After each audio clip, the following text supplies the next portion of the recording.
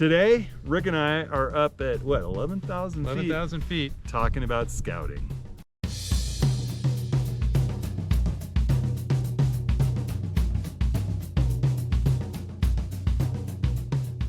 Well, hey everybody, I'm joined by my good buddy and workshop compatriot, Rick LePage. Howdy. I have Charlie Johnson actually filming this with a GoPro, Yep. which is awesome. And we are in front of one of my favorite trees on the In the whole entire, world. yeah, really, on the entire planet. Without, but yeah, it's a tree that you know, one of my mentors, John Eastcott, brought me to a long time ago, and we are running a workshop up here in Bishop, in the Owens Valley. We're up above it in the White Mountains right now, and I wanted to make sure that I knew exactly where this tree was. So we came up here, despite the fact that it's pretty socked in, potential for thunderstorms, and we want to shoot the Milky Way up here. We want to shoot stars, and I think it just illustrates Sort of what we need to do before we do a workshop, whether it's right before the workshop or a year before the workshop, like when we were in Glacier a few weeks ago. We were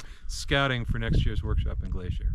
Yeah. You know, right now, we knew we wanted to be up in this beautiful, stark bristlecone pine forest, and we wanted to sort of make sure that when we led a group here, that we knew where we were going and had good ideas for what to shoot here. I mean, you know, we're talking about this beautiful bristlecone pine, but we're also talking about macro shots, and there's tons of these trees at various ages up here, and you know, so you know, it's just all part of the process for working on the workshops. Yesterday, we went to the Alabama Hills, did a bunch of shooting.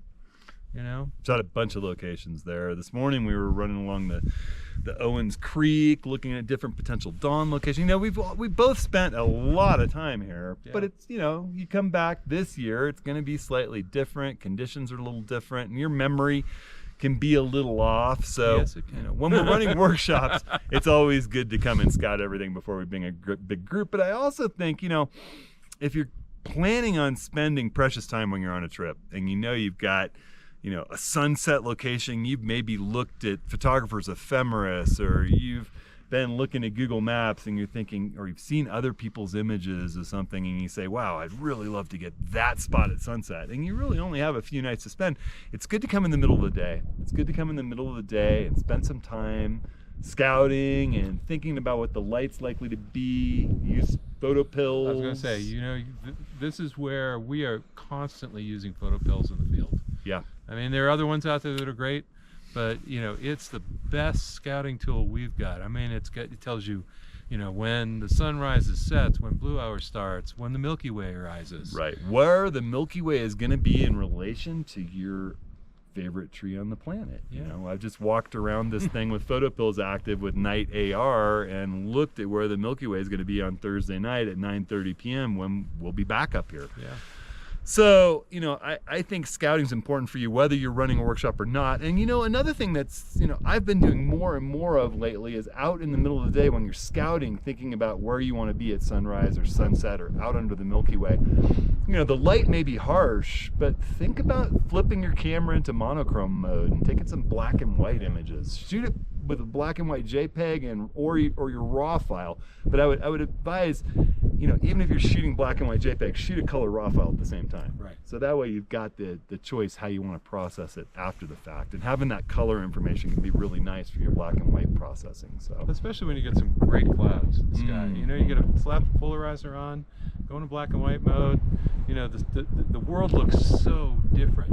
Yeah. You know, and there are people who know how to think in black and white. Right. But, you know, with these cameras we got today, it's nice that we can get a little help when we're out there in the field. It's been that's one of the things that I've loved about running around with the little Leica Q2 that I've been running around with. It has such a beautiful black and white JPEG mode, and I know the Fujis do too, and my Nikon does a pretty decent My one Sony too. does a great job on that too. You flip it into the monochrome picture control setting, and even though you're shooting raw and you're getting all that color detail, you're going to see the world in black and white, and looking through an electronic viewfinder at the world in black and white, it's just illustrative. Yeah. You really start thinking just in tone and contrast and composition. It's just different. Yes, it's one of those things that just, it it changes the way you see the world. You know, and it's, all of this is learning to see, so that you can go out and do these things, get those shots at the times you want to get those shots. Right. And it's just another great practice tool, you know.